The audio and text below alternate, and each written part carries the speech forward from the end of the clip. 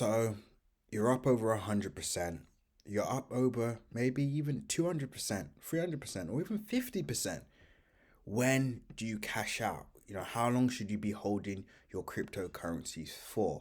Now, that's quite interesting, right? And the main reason you may be having this question is because maybe you saw a YouTube post, or you saw something on Instagram, and you thought, hey, this project looks quite interesting. Let me invest in it, right? So essentially, number one, you went in without a plan. So this is why you don't have any, idea of when to cash out, or when to, call it quits. Or you must have a plan before you enter any trade or position, right? There's no point of entering. So, for example, I'll give you before I move on, I'll give you a close example on Bitcoin Cash, for example. Let's say you bought at, I don't know, $195. $195, price goes up 81%, not almost 100%. Yeah, let's say 100%. So you're up 100%. But let's say you continue to hold because let's say you're just hoping for the best, and then price goes all the way back down, takes shaves off 35, let's say 30%, and you only take away 70% of the overall position when you could have taken away 105%. Now, there's nothing necessarily wrong with that. The only problem is you shouldn't wait for the market to crash in order to come out, right? If this guy or whoever traded this position said, hey, I plan to make 100% from this move. Once I hit said amount, I'm going to close the position, or I'm going to get out, then you can't really lose that way, right? Because if, for example, let's say you do the exact same thing here, and let's say, okay, you're up 80%. But again, you have no plan about where to cash out. As you can see, price pulls all the way back. Let's say all the way back to your entry point, and then they close out at zero, or you close out at zero.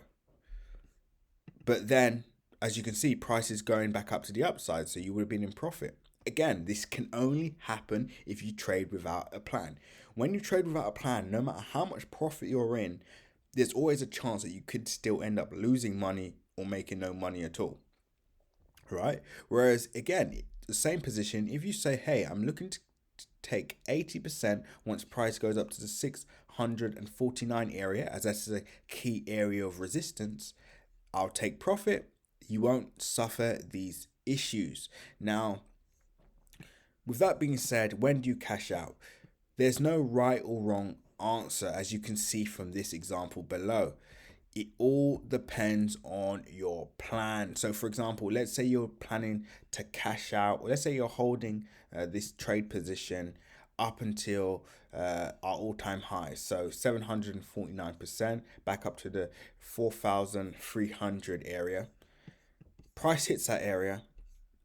You can cash out, or like me, because I'm holding this for the long term, I'm looking to hold on, pretty much for the foreseeable future, at least the next 10 years, right? Because that's my trading plan. I don't mind if price goes all the way back to 649 again. I don't really mind.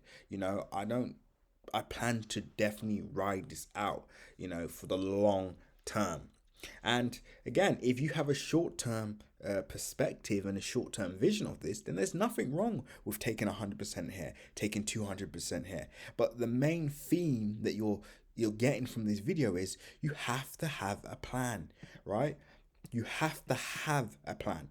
Now, for those of you that are currently saying, okay, that sounds great, but I actually don't know where I should be taking profit, or I don't know where I should be doing that. Here's what you want to look for.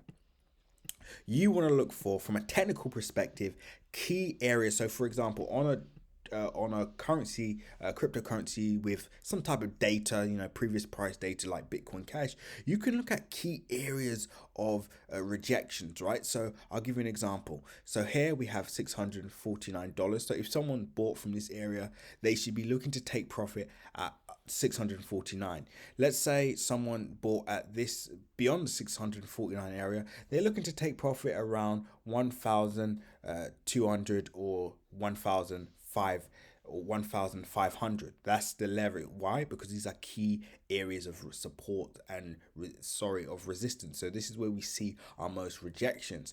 Someone that buys here, where would they be looking to sell? Again, key psychological levels, areas where we can see a lot of rejection, and this is at the 2.5 area, right?